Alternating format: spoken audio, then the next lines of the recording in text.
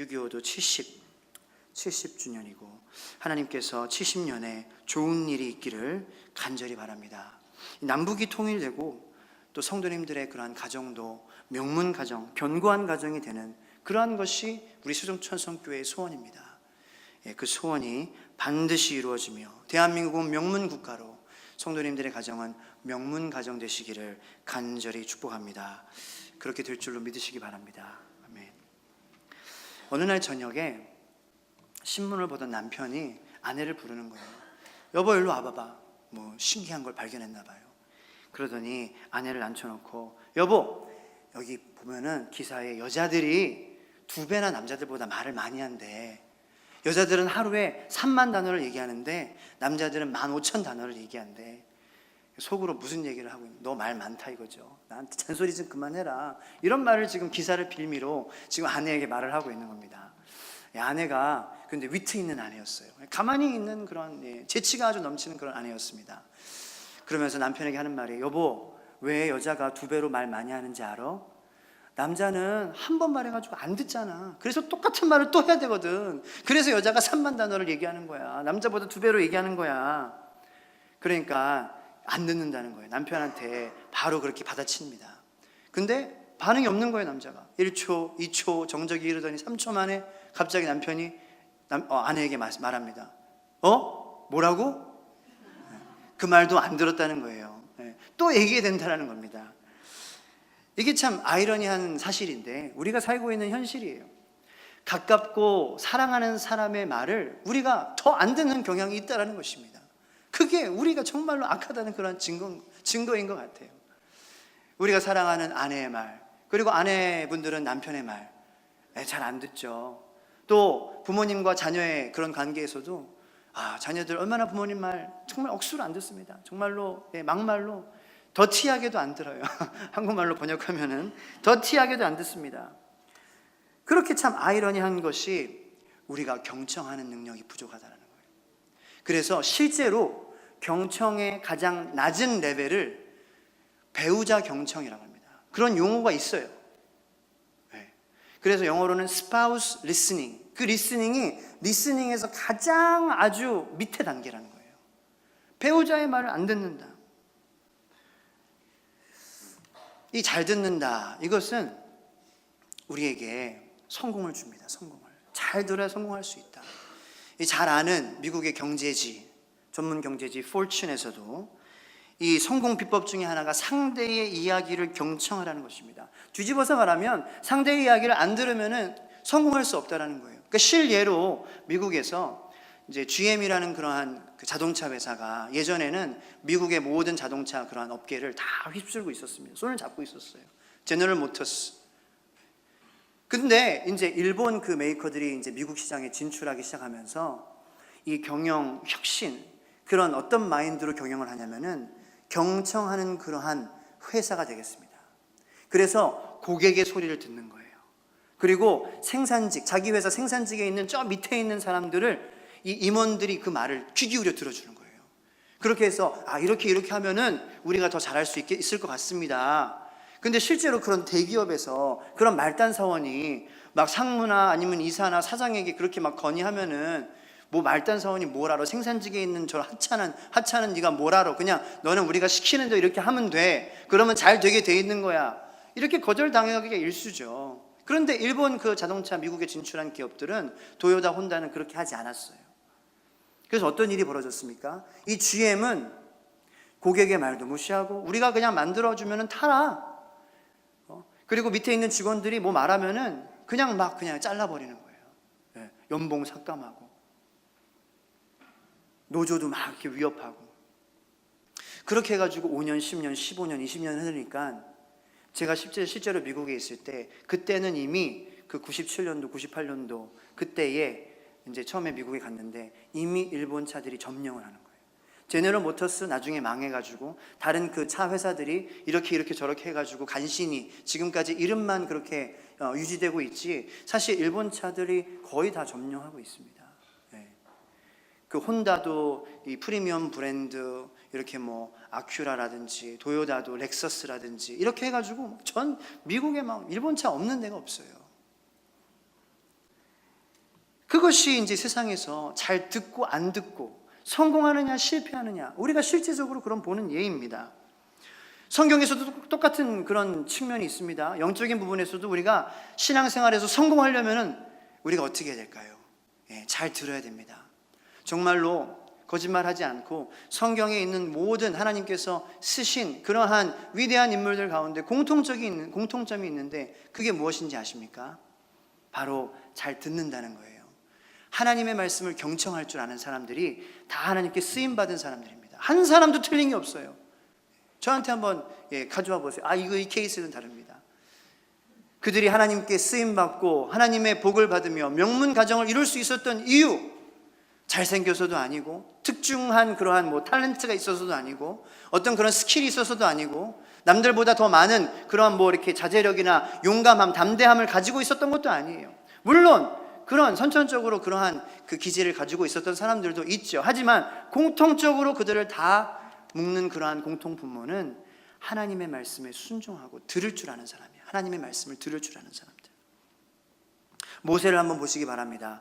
떨기나무가 이렇게 매일 보는 그런 나무예요. 매일 지나치는 나무인데 하루는 그 나무에서 이 나무는 타지 않는데 불꽃이 막 일어나고 있는 거예요. 우리는 아마 그런 나무를 보면은 내가 헛것을 요즘에 몸이 안 좋아가지고 좀 헛것이 보이나 보다, 이렇게 반응을 하거나 아니면 무서워서 도망을 간다거나, 그죠? 밤에 막 혼자 가고 있는데 막 불이 타고 있는데 냄새는 안 나고 불도 아니고 뭔가 막 그런 이상한 그러한 현상을 본다고 생각을 하세요. 우리가 어떻게 반응하겠습니까? 모세는 어떻게 반응했냐? 하나님의 음성일 수 있다. 하나님께서 날 부르시는 것 같다라는 거예요. 하나님을 향한 귀가 열려있던 사람이었습니다. 그래서 하나님의 음성을 듣고 하나님의 음성을 들음으로 이스라엘을 인도하는 지도자로서 쓰임받았다는 것입니다. 사무엘에게 하나님께서 나타나실 때에 하나님께서 엘리에게가 아니라 사무엘에게 음성을 들려주셨어요. 그리고 사무엘은 그 음성을 들었습니다. 그러므로 제사장직이 바뀌었습니다.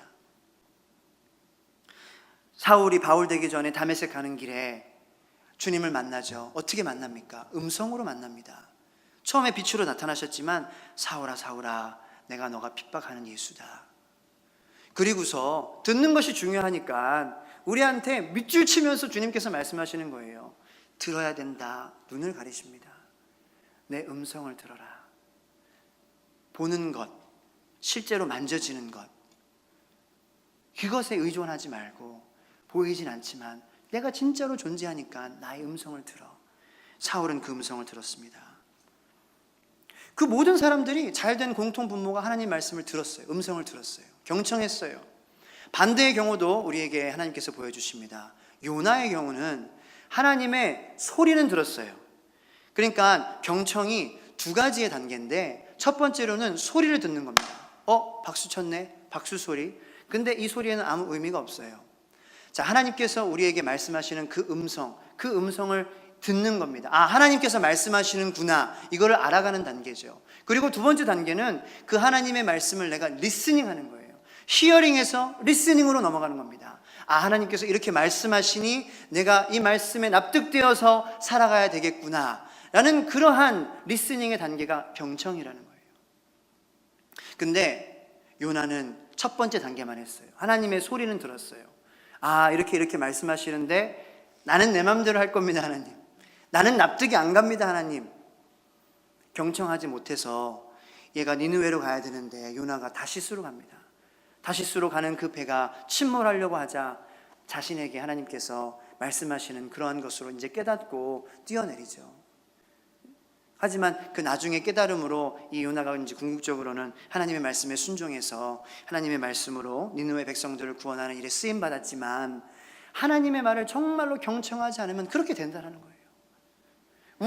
그리고 우리 주변에 있는 사람에게까지 우리가 피해를 줄 수 있는 것이 바로 하나님의 말씀, 그 말씀대로 우리가 살지 않을 때에 일어나는 일입니다. 하나님의 말씀을 들으면 어떤 결과가 나타나냐? 우리가 중요하죠. 결과를 우리가 알아야 되잖아요. 어떤 결실이 있느냐? 하나님의 말씀에 경청하면 믿음을 갖게 됩니다. 믿음. 어떠한 믿음이냐? 하나님께서 절대자라는 거예요.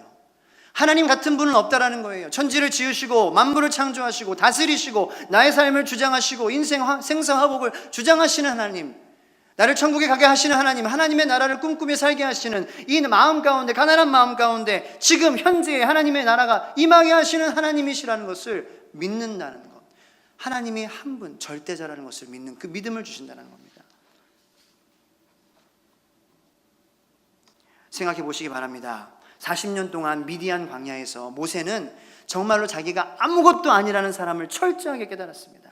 처음 40년은 잘 나갔죠. 왕자였어요. 못 먹을 거 없고 못 배울 거 없었습니다. 못 입을 거 없었습니다. 여기저기 다 가리키는 것이 내 것이 되는 그러한 상황에 살고 있었어요. 그런데 그 중간 40년은 완전히 다 내려놓게 하십니다. 나는 아무것도 가진 것이 없다. 내가 할 수 있는 것은 아무것도 없다라는 것을 철저하게 하나님께서 40년 동안이나 깨닫게 하시면서 그렇게 외롭게 미디안 광야에서 양을 치며 생활을 하는데, 떨기나무에서 역사하시는 하나님을 만나고 생각해 보시기 바랍니다. 갑자기 40년 동안 그렇게 아무것도 아니다라는 깨달음 가운데 그 만남을 통해서 무슨 모세에게 기적적인 능력이 막 힘이 임해서 막 슈퍼 파워가 임해가지고 그런 막 자신감이 막 향상되고 힘이 생기고, 그래서 내가 할 수 있습니다, 이스라엘 250만 백성들을 내가 인도해낼 수 있습니다 라는 그러한 일이 벌어져가지고 모세가 지도자가 됐습니까? 아닙니다. 모세는 끝까지 겸손했어요. 그냥 하나님이 절대자시다라는 믿음을 갖게 된 거예요. 하나님의 음성을 듣고 250만 이스라엘 백성들 고통에, 그렇게 눈물 가운데 그렇게 노예로서 힘들게 살아가고 있는 저들을 하나님께서는 구하실 수 있다. 하나님이 절대자니까, 바로보다 위에 있으니까, 바로의 군사보다도 더 세신 분이 하나님이니까, 바로의 군사의 병거보다 하나님이 더 빠르고 강력하시니까, 이러한 믿음 가운데 250만 그 이스라엘 백성을 인도해내는 그러한 리더로서 모세가 쓰임받았다는 것입니다. 그 성경은 마지막까지 모세같이 겸손한 자가 없었다라고 그렇게 증명하잖아요. 모세에게 자신감이 막 생긴 게 아니에요. 자기 자신을 어떻게 막 만남으로, 하나님 만남으로 기적적으로 막 내 삶이 변해가지고 그런 게 아니라, 우리 같은 사람들인데, 우리 같이 평범한 사람들인데 하나님의 그냥 음성을 들었을 뿐인데 그 들음으로, 경청함으로 믿음이 생겼다는 믿음. 다윗도 마찬가지죠. 사울을 죽일 수 있는 기회가 있었어요. 다윗이 이미 기름 부음 받았습니다. 왕으로 하나님께서 세우신다고 약속하셨어요. 근데 사울이 막 생고지 부르면서 막 그냥 악령에 의해 가지고 막 이렇게 정신 못 차리고 막 다윗 죽이려고 하는 거예요. 그렇게 십몇 년 동안 다윗을 괴롭히는데 다윗이 이 사울을 죽일 수 있는 기회가 분명히 있었습니다. 그런데 다윗이 무슨 뭐 절제의 아이콘이어서 그 절제, 그 마음을, 욕망을 이겨내고 이 사람에 대한 미움과 얼마나 받은 게 많겠어요. 얼마나 한이 많겠어요. 그 칼을 당장이라도 뽑아가지고 죽이면 끝나는 건데, 더 이상 도망자의 생활 안 해도 되는 건데. 근데 다윗은 하나님의 음성을 경청했어요. 그리고 믿음을 가졌습니다. 내가 절대자야. 너의 손에 피를 묻히지 말아라. 내가 할 거다.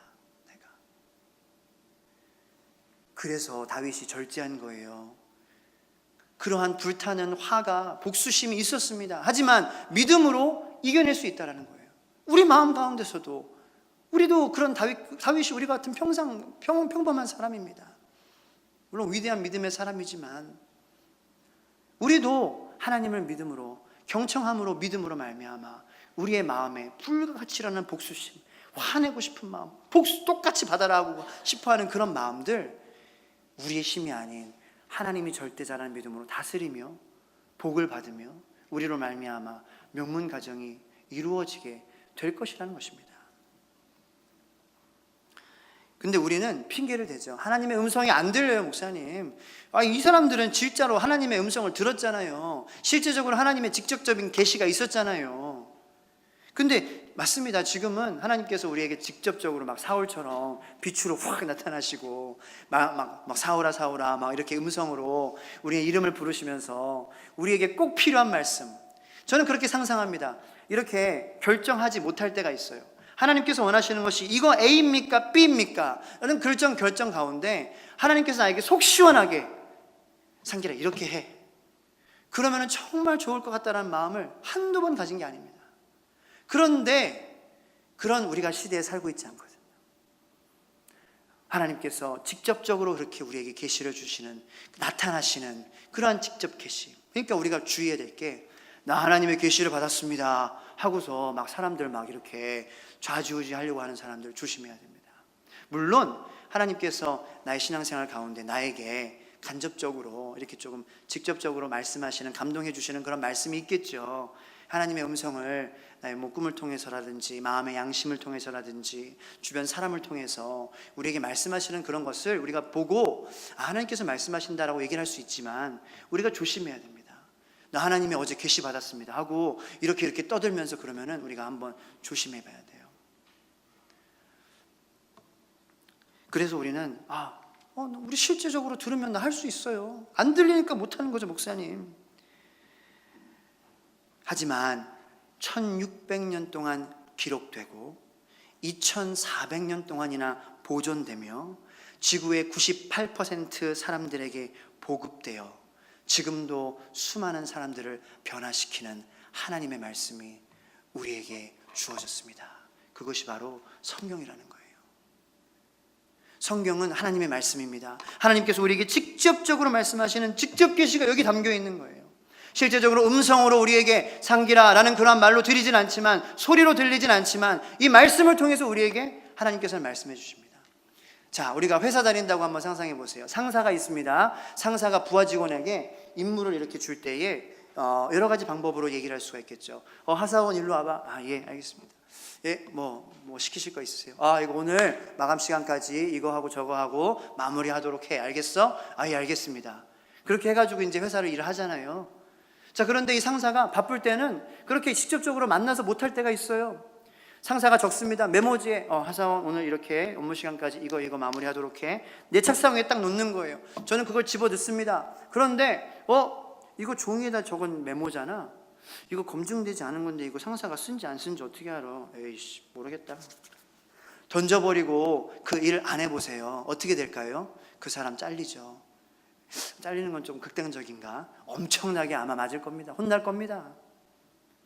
카톡으로 또 이렇게 상사가 임무를 줄 때도 있어요. 요새는 카톡 와요. 그러면은 하부장이 이렇게 주는 거예요. 우리 김사원 이렇게 해가지고 하게. 근데 그 카톡을 보고 이거 요새 스팸도 많은데 누가 이거 해킹해가지고 나한테 하는 거 아니야? 지워버려 하고 나중에 상사가 김사원 어떻게 됐나?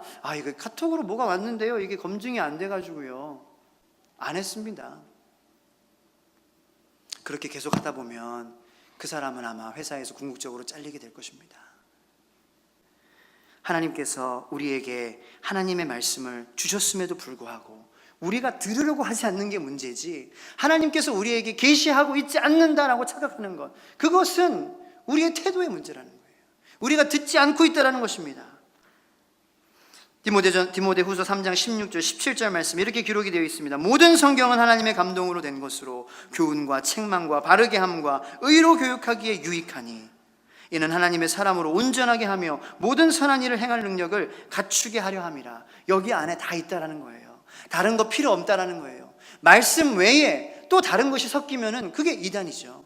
말씀 외에 여기서 막 빼내면은 이단이죠. 이거 자체가 우리에게 필요한 모든 것이라는 것입니다.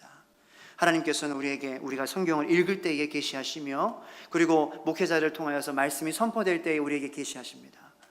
우리가 그 음성을 듣지 않는 태도가 문제인 거지, 하나님께서 나에게 말씀하시고 계시지 않는다라는 그러한 착각과 핑계는 우리가 버려야 된다는 게 오늘 본문 말씀이라는 거예요. 들으라 쉐마 이스라엘. 들으라는 거예요. 내 말 들어라 제발. 왜 들으라고 하실까요? 왜?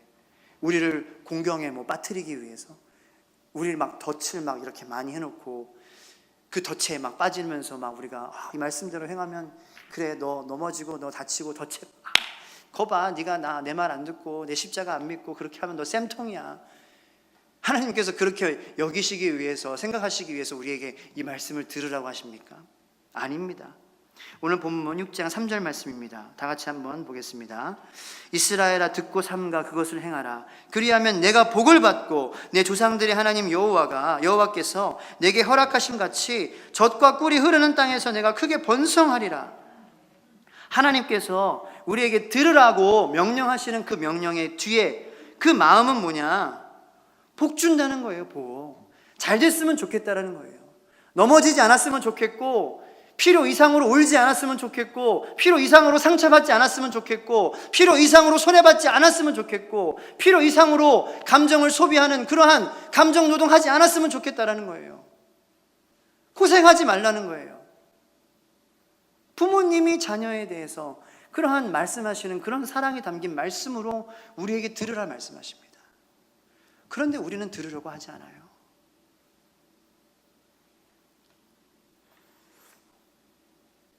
하나님의 말씀을 듣는 여러분들 되시기를 간절히 축복합니다. 여러분들이 들으셔야 하는 이유는 여러분들이 복 받으셔야 되기 때문이에요. 젖과 꿀이 흐르는 땅에 들어가셔야 되기 때문입니다. 소돔과 고모라에 가면 안 되기 때문입니다. 이 본문 말씀은 이스라엘 사람들이 명문 가정, 명문 국가에 이르게 된 비결을 우리에게 보여주고 있습니다. 지금도 유대인들은 이 성경 말씀을 가르치면서 암송하게 해요. 신앙을 교육의 근본으로 삼고 있습니다. 그 유대인들이 그냥 잘 되는 게 아닙니다. 민족 정신의 그 혈통과 그 지혜가 신앙교육에서 나오는 거예요. 전 세계가 무시할 수 없는 그런 유대인들이 많이 가진 그러한 특별한 것, 그 비결이 바로 여기 오늘 본문 말씀에 있다라는 것입니다. 오늘 본문 말씀을 통하여서 우리 성도님들의 개인의 삶은 물론이고 가정도 명문 가정이 되는 축복이 있게 될 줄로 믿습니다. 그러면 어떻게 우리가 해야 될까요? 자녀들에게 신앙의 유전인자를 물려줘야 됩니다. 믿음의 DNA가 있어야 돼요. 하나님의 말씀을 잘 듣는 것이 신앙의 유전인자라는 거예요. 우리가 다 몸에 DNA를 갖고 있습니다. 그 DNA는 우리의 고유번호예요. 하나도 똑같은 것이 없어요. 우리를 특별하게 만드는 것입니다. 그래서 우리는 인간이에요. 특별한 인간, 사람이에요. 신앙의 DNA가 무엇입니까? 하나님의 말씀을 듣는 거예요. 신앙이에요. 그 믿음을 가짐으로 우리 한 사람 한 사람이 하나님 앞에서 특별한 존재로 여김받는 거예요. 그냥 보통 사람이 아닌 거예요. 귀한 사람이 되는 것입니다. 우리가 귀한 사람이 되고 천국에 가는 사람이 되고 소중한 사람이 되는 것, 신앙의 DNA, 그것이 있어야 된다는 것입니다. 나는 신앙의 DNA를 갖고 있는지, 갖고 있다면 그 신앙의 DNA가 우리 자녀들에게 우리가 이렇게 전해지는, 그러한 물려주기 위한 우리가 노력을 얼마나 애쓰고 힘쓰고 있는지 우리가 한번 생각해 봐야 된다는 것입니다. 오늘 본문 말씀에 오늘 내가 네게 명하는 이 말씀을 너는 마음에 새기고 내 자녀에게 부지런히 가르치며 집에 앉았을 때에든지 길을 갈 때에든지 누워있을 때에든지 일어날 때에든지 이 말씀을 강론할 것이며 너는 또 그것을 내 손목에 매어 기호를 삼으며 내 미간에 붙여 표로 삼고 또 내 집 문설주와 바깥문에 기록할지니라. 그러니까 하나님께서 우리에게 명령하시는 말씀이 우리 자녀들에게 우리가 가르쳐야 될 것이 있는데, 그것이 뭐냐? 하나님의 말씀대로 사는 것을 가르쳐야 된다는 거예요. 이것은 옵션이 아니라 의무입니다. 우리 자녀들에게 신앙의 그 유전인자를 우리가 전승시켜야 줘야 되는 그러한 노력은 우리에게, 부모에게 있어서 분명히 해야 되는 말씀이에요. 의무예요. 그런데 우리가 어떻게 가르쳐야지 되겠냐 이거죠. 그냥 우리가 아이들에게 성경 딱 펴놓고 야 너 이걸 이렇게 해 저렇게 해 안 그러면 너 혼나? 그렇게 한다고 아이들이 맞습니다 아멘, 네, 그렇게 하는 애들은 하나도 없습니다. 우리 아이들이 신앙을 어떻게 습득합니까? 부모님의 모습을 통해서 습득합니다. 부모님은 TV에 앉아가지고 드라마 막 보는 거예요. 막 웃고 막 울고 그러고 있는데 자녀한테 야 너 들어가 공부해, 그런 말씀 들어보셨죠? 그러면 자녀로서 어떤 생각합니까? 엄마 아빠는 TV 보면서 나한테 공부하라 그러고 에이씨 하면서 투덜투덜 되잖아요. 에이 들어가서 공부 안 할 거야, 들어가서 핸드폰으로 게임할 거야 막 이렇게 복수하고 부모님 알게 모르게. 똑같은 겁니다. 우리는 하나님을 온전히 예배드리지 못하는 거예요. 우리는 막 주일에 막 놀러 가고 뭐 골프 치러 가고 뭐 하러 가고 하는데, 야 주일 성수해야지. 그러면 아이들이 네 맞습니다 아버님. 그게 아니라는 거예요. 그게 오늘 말씀에 나오는데, 자, 우리가 어떻게 교육해야 되겠습니까? 막 앉혀놓고 막 강의하고 이런 식이 아니라 우리의 신앙과 우리의 생활이 일치되는 삶을 사면은 그게 교육이라는 겁니다. 물론 실제적으로 말씀을 가르치는 그러한 부분도 필요하지만 주된 교육은 내가 보여주는 겁니다. 자, 아빠 엄마가 이렇게 주일 아침에 일어나서 막 바쁘게 막 하는 게 아니라 옷도 미리 좀 준비해 놓고 다려놓은 옷들 딱 꺼내면서 자녀들이 보고 있죠. 엄마 아빠 뭐 어디 우리 가요? 오늘 어디 우리 가요? 오늘 우리 어디 가요? 제가 영어를 잘해서 어순을 잘 까먹은 것 같아요. 오늘 우리 어디 가요? 물어보면은 오늘 이쁜 옷 입고 우리 교회 가는 날이잖아. 교회 가는 날이구나. 그렇게 엄마 아빠는 교회 가기 위해서 미리 준비하시는구나. 이게 교육이라는 거예요. 미리 헌금도 좀 이렇게 막 헌금함에 꾸역꾸역 해가지고 넣는 게 아니라 미리 봉투도 집에 가져가셔도 돼요. 그래서 이렇게 준비하고 엄마 아빠 뭐예요? 보이잖아요. 뭐 숨기고 이렇게 안 하잖아요, 자녀들 앞에서. 그러면은 그걸 보고 우리 아이들이 뭐예요 엄마? 주일 헌금 준비하는 거야 미리. 헌금은 저렇게 드리는구나. 엄마 아빠가 하나님을 저렇게 사랑하는구나. 그런 모습을 보고 우리 아이들이 신앙을 습득한다는 것입니다. 하나님을 사랑해야죠. 그것이 주님께서 오늘 신명기 말씀에 들으라. 뭘 들으라는 거예요? 하나님을 사랑하라는 걸 들으라는 거잖아요.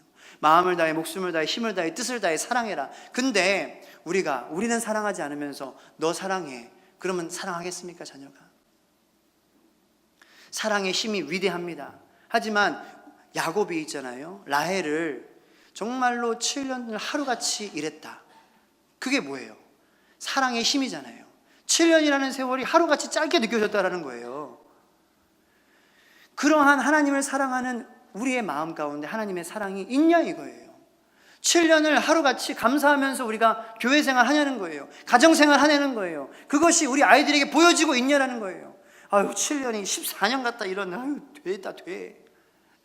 이런 모습을 보이고 있다라면은 그것이 아이들 이 마음 가운데 하나님은 저런 분이구나. 하나님을 믿는다는 건 저런 거구나. 겉과 속이 다른 거구나. 그런 신앙, 잘못된 신앙, 우리 아이들이 정말로 나쁜 곳으로 갈 수 있는 그러한 신앙을 우리가 지금 교육하고 있다는 것입니다. 그 믿음의 대를 이어가는 게 중요해요. 2절 말씀해 보세요. 너와 내 아들과 내 손자들이 3대를 얘기합니다. 왜 우리만 잘 살고 왜 우리만 잘 믿고 그러한 생각이 잘못된 생각인지 하나님께서 말씀해 주시는 거예요. 우리 자녀들을 궁극적으로는 하나님께서 만나 주셔야 돼요. 하나님께서 인도해 주셔야 돼요. 하지만 그들의 생각이 자리 잡을 때까지 그들이 결정할 수 있는 그러한 바르게 결정할 수 있는 능력이 인성이 자리 잡힐 때까지는 우리 부모가 우리 자녀들에게 신앙의 유전인자를 주기 위해서 무단한 노력을 해야 된다는 것입니다. 가만히 있어서 가만히가 돼요. 진짜 가만히가 돼가지고 어처구니 없는 일을 당하는 경우가 있다. 1년을 위해서는 곡식을 심어야 된다는 말이 있습니다. 10년을 위해서는 나무를 심어야 된다는 말이 있고 100년을 위해서는 사람을 키우라는 말이 있습니다. 우리 세종천성교회는 사람을 키우는 교회가 되어야 될 줄로 믿습니다. 우리 여러분들은 사람을 키워야 되는 사람이 되어야 되는 거예요. 근데 이것은 모든 공통적인 그러한 공교회의 목표입니다. 하지만 우리나라에 속한 교회는 조금 이 상황에 맞게 특수성을 가지고 본질에서 우리가 더 강조해야 될 것은 강조해야 돼요. 우리나라 얼마나 좁습니까? 자원이 나는 나라입니까? 인적 자원이 소중하잖아요. 사람이 먼저다 이런 그 대통령의 그 말도 있고 옛날에 그 D 그룹에서는 TV 광고를 통해서 사람이 먼저다 계속 광고하면서 그 왜 그렇습니까? 인적 자원이라도 있어야 된다는 거예요. 그래야 강대국이 될 수 있다. 사람을 제대로 된 사람으로 키우는 나라가 되어야 된다는 거예요. 그냥 막 무조건 경쟁 구도에 막 몰아넣고 이렇게 해서는 안 되고 하나님의 말씀으로 우리의 자녀가 자라나야 될 줄로 믿으시기 바랍니다.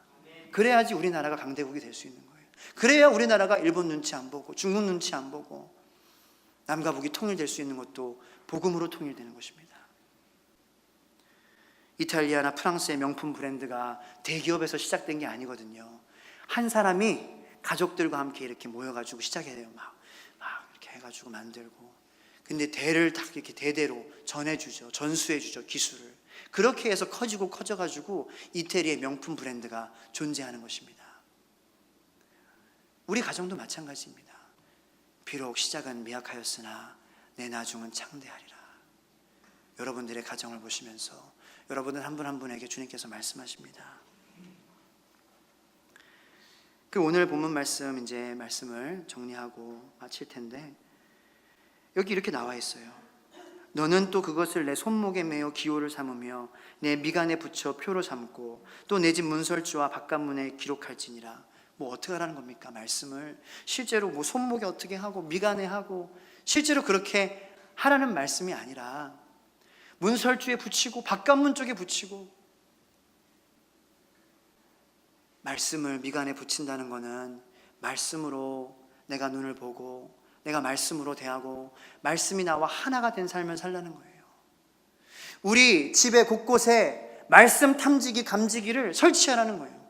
저 지난 한 주 동안 제 2급 소방안전관리자 교육받고, 그리고 아무한테나 주는 자격증이 아니고 마지막 날에 시험을 봅니다. 그리고 60점 이상이 돼야 자격증을 줘요. 제천 밀양 화재로 인해서 더욱 강화돼가지고 합격률이 50%밖에 안 되는 거예요. 그런데 저는 60점으로 통과했습니다. 네, 박수 쳐주시는 하나님의 은혜. 근데 우리 인생은, 우리 구원받은 거는 턱걸이 구원이에요. 턱걸이 구원.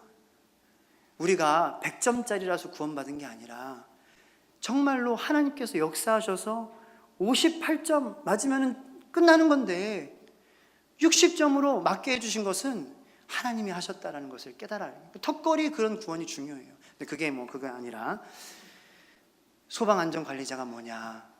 이 교회의 건물을 관리하는 거예요. 감지기가 잘 작동하는지, 탐지기가 잘 작동하는지, 단선은 없는지, 누선은 없는지. 이 말씀을 문설주에 매고 바깥에 문에 매고 이마에 매고 손목에 매라는 것은 우리 집안 곳곳에 말씀의 감지기를 달라는 거예요. 저는 그 교육을 받으면서 목사라 그런지 몰라도 내가 이 교회의 소방안전관리자고 우리 성도님들의 영적 안전관리자다. 제천 화재에서 가장 많이 죽은 사람이 나온 곳이 어디냐면은 탈의실입니다. 탈의실. 그러니까 사람들이 경각심이 없는 거예요. 이 연기 있잖아요. 3-4번 마시면은 그냥 쓰러져요. 이렇게 마시면은 잠잔다니까요. 그렇게 죽는 겁니다. 그런데 성도님들도 우리 교회 안에서 내가 잘 관리 못해서 그 유독가스 영적으로 그렇게 사탄 마귀가 해가지고 마음이 이렇게 장난쳐가지고 그렇게 1-2번, 2-3번에 정말로 성도님들의 그런 천국 가는 거 안 가는 게 내 책임이라는 거예요. 그 안에서 아우성거리면서 살려달라고 그 마지막에 그렇게 감지기가 탐지기가 작동되지 않아, 안전관리자가 제대로 된 일을 하지 않아, 그 건물에 속한 사람이 그 죽은 모습을 생각할 때에 우리 성도님들은 죽으면 안 되는 거예요. 우리 성도님들은 다 사셔야 될 줄을 믿으시기 바랍니다. 그러기 위해서는 제 역할이 중요하죠. 성도님들의 삶 가운데 말씀 감지기가 잘 작동하는지 제가 본을 보이면서 그렇게 살아가는 거예요. 문설주에도 바깥문에도 여기저기에도 그 말씀 감지기가 잘 붙어있을 수 있도록 말씀으로 잘 양육하고 그렇게 보이면서 살아가는 그런 그 모습, 그 안전관리자, 그게 제 모습이고 여러분들에게도 여러분들 가정 가운데 말씀의 감지기를 세워야 될 줄로 믿으시기 바랍니다. 자녀들의 마음 가운데에도 말씀으로 감지기를 세워줘야 돼요. 애들이 죽지 않게. 죽으면 돌아올 수 없어요. 연기 마시면 끝입니다. 그게 나타나기 전에 삐삐 알려주시는 그 하나님의 음성을 우리가 따라서 살아가려면 하나님의 음성을 들어야 될 줄로 믿습니다. 들음으로 주님께서 절대자시고 우리의 가정의 잘됨은 주님께서 주장하신다. 하나님의 음성을 경청하여 믿음으로 우리가 그 믿음을 행함으로 우리 자녀들에게 믿음의 DNA를 우리가 전승시켜 주므로 시작은 미약하지만 나중에 창대하는 믿음의 명문가정 되기를 간절히 축복합니다. 기도하시겠습니다. 하나님 감사합니다.